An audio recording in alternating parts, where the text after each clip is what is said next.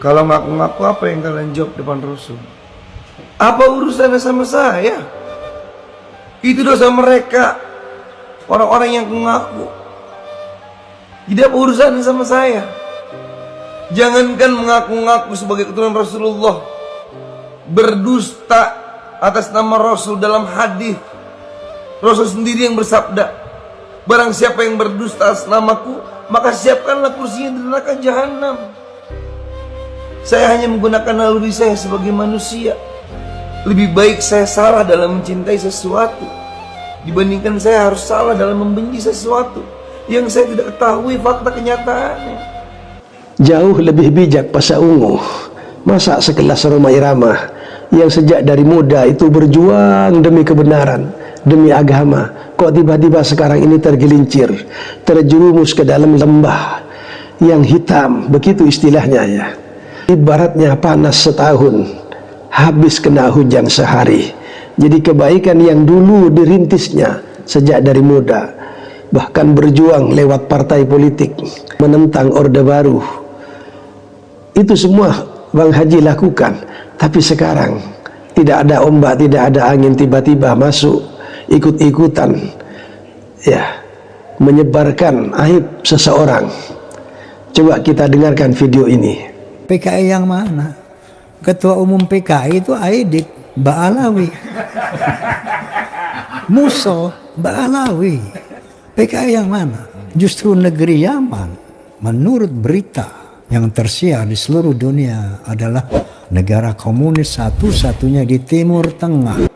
Luar biasa, semangat kebencian terpancar di raut wajah beliau. Walaupun kerap kali beliau menyampaikan bahwa ini bukan atas dasar kebencian, ini bukan karena kebencian kepada para habaib. Lalu karena apa kalau bukan karena benci? Amar ma'ruf nahi mungkar, menutup aib orang lain itu adalah bagian dari amar ma'ruf nahi mungkar. Sedangkan menyebarkan aib itu adalah dosa besar. Tapi kalau hanya berbicara tentang Muso dan DN Aidit, mungkin itu masih ditolerir oleh agama. Tidak ada masalah menceritakan orang yang dalam tanda kutip tidak baik, begitu ya.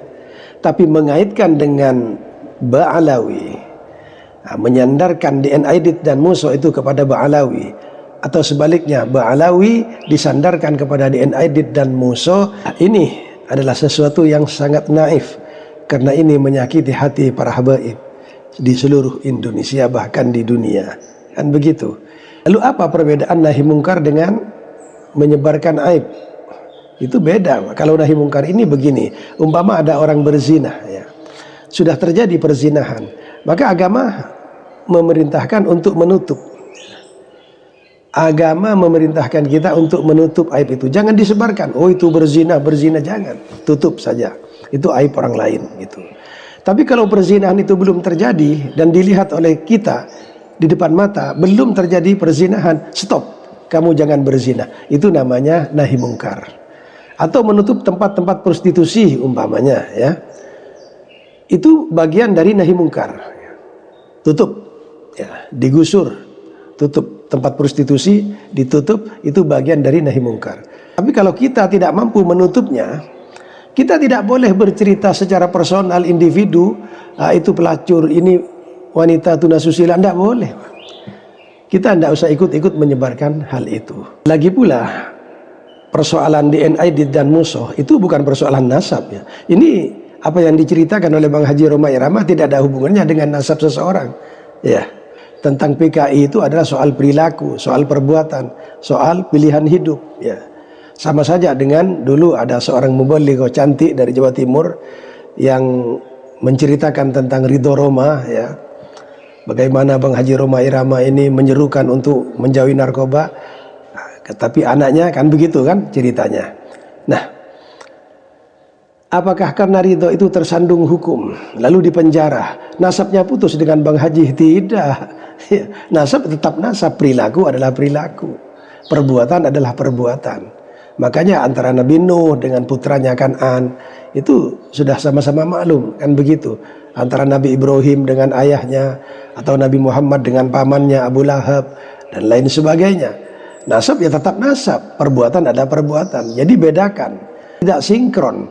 Kalau ada orang yang menyelidiki nasab para Sadaba Alawi, para habaib, apakah nyambung kepada Rasulullah karena ini perbuatannya kok begini, itu hanya sebagai kedok saja, sebagai alasan saja. Ya, karena tidak ada manusia yang maksum kecuali para nabi. Tidak ada jaminan bahwasanya keturunannya itu semuanya masuk surga, tidak. Jadi jangan buat-buat alasan gitu. Sama juga ada pengasuh pesantren yang berbuat hal-hal yang tidak baik kepada santriwatinya sampai di penjara. Itu tidak perlu dites DNA, diselidiki. Betulkah ini pengasuh pesantren ini seorang kiai, seorang ulama? Betulkah beliau ini keturunan Nabi Adam? Tidak bisa begitu. Perbuatan adalah perbuatan, dan ini berlaku kepada manusia secara umum, kecuali para nabi, itu yang maksum. Jadi apa yang dilakukan oleh Bang Haji Roma Irama? Yang pertama adalah menyebar aib, dan ini dilarang oleh agama, ya. Tuba liman syaghalahu aibuhu an uyubin nas. Beruntunglah orang yang sibuk dengan aibnya diri sendiri sehingga tidak sempat mengorek-ngorek aib orang lain. Yang kedua, menghibah, ya. Menghibah, menceritakan sesuatu yang terjadi pada saudaranya. Dengan catatan apa yang dikatakan oleh Bang Haji Roma Irama itu betul adanya.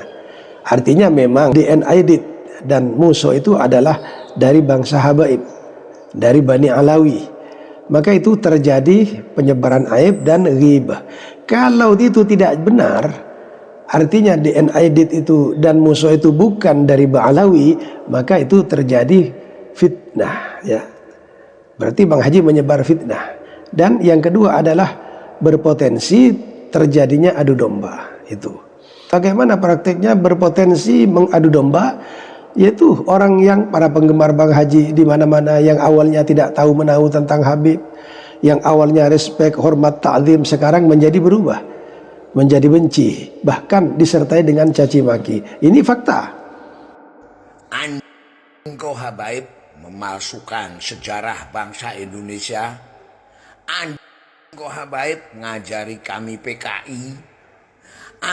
Engkau habaib bersama-sama Belanda menjajah bangsa Indonesia. Nah, disertai dengan caci maki. Akhirnya apa? Habibnya membalas. Terjadilah pertengkaran. Maka orang yang memulai ini, yang mensponsori, menanamkan kebencian kepada para habaib ini, kepada orang-orang yang awalnya cinta, awalnya bersaudara, awalnya hidup berdampingan, sekarang terjadi kebencian dan terjadi pertikaian di antara mereka, perdebatan, pertikaian di antara mereka, maka dosanya orang-orang yang bertikai, orang-orang yang mencaci maki itu, dia mendapatkan dosa, dan dosanya juga mengalir kepada orang yang memulai hal ini, yang merintis hal ini. Man sanna fil Islam sunnatan sayyi'atan fa alaihi wizruha wa wizru man amila biha. Orang yang bertikai itu dosa, dan orang yang memantik pertama kali itu juga ikut-ikut dosa. Nah, kembali lagi, saya sebagai penggemar berat, ya, sejak dari kecil, dan saya mewakili para penggemar itu, hampir-hampir tidak percaya kenapa Bang Haji Roma Irama sekarang ini begini dan seperti ini. Maka bagus sekali kalau Bang Haji ini mengakui kekhilafannya, mengakui kesalahannya, peralat semua kata-katanya, dan hidup bersaudara, berdampingan lagi dengan para habaib di Jakarta. Maka insya Allah semua para penggemar haji bertakbir, ya, Allahu Akbar, ukhuwah Islamiyah dimulai kembali. Kan begitu. Dan kita akan menyenangi lagu-lagu sonita lagi. Saya sendiri sebagai penggemar, ya, malas sekarang. Mutar lagu-lagu sonita itu malas. Terus terang saya jujur. Dan ini banyak. Silahkan adakan survei kalau tidak percaya ke Jawa Timur. Malas gitu. Kenapa? Karena hal ini tidak ada hubungannya dengan masalah amar ma'ruf nahi mungkar. Dengan meluruskan sesuatu seperti di zaman Orde Baru dulu. Ya, mengkritik Orde Baru, memberantas perjudian, memberantas narkoba itu beda, Pak. Memberantas kemungkaran, memerintah. Ini beda. Urusan nasab itu adalah urusan internal seseorang. Sama halnya dengan Bang Haji Roma Irama. Maukah Bang Haji dikorek-korek nasabnya atas keluarga besarnya? Benarkah itu putra Bang Haji yang di mana-mana, istrinya di mana? Betulkah itu? Apakah itu sudah tes DNA? Mari kita undang Bang Haji di podcastnya para habaib. Maukah enggak Bang Haji? Tidak mau, kan? Karena itu adalah urusan internal Bang Haji. Dan orang sudah tidak mau tahu urusan itu. Tapi Bang Haji mencampuri, sudah melompat memasuki wilayah pekarangan orang lain. Ini yang menjadi keprihatinan para penggemar Bang Haji. Jadi kalau Bang Haji, ya mudah-mudahan husnul khotimah. Ini yang ditakutkan Bang Haji. Karena banyak kisah para ulama itu yang awalnya husu, yang awalnya alim, ya, ahli ibadah, abid ahli ibadah, tapi tergelincir di akhir hayatnya. Ini yang ditakutkan. Ya. Terus terang kami merasa kecewa sebagai penggemar. Saya Bang Haji selalu kumpul dengan Bang Haji di Radio Muara dulu, lagi zamannya Bang Nazar Amir. Saking ngefannya kepada Bang Haji Romai Rahmat. Tapi sekarang memutar lagu Suneta itu malas. Jadi, dan Bang Haji tidak mendapatkan apa-apa ikut masuk ke dalam wilayah nasab ini. Permasalahan nasab ini tidak besar. Dan Bang Haji mungkin tidak sadar ya. Mungkin ya, mohon maaf yang sebesar-besarnya.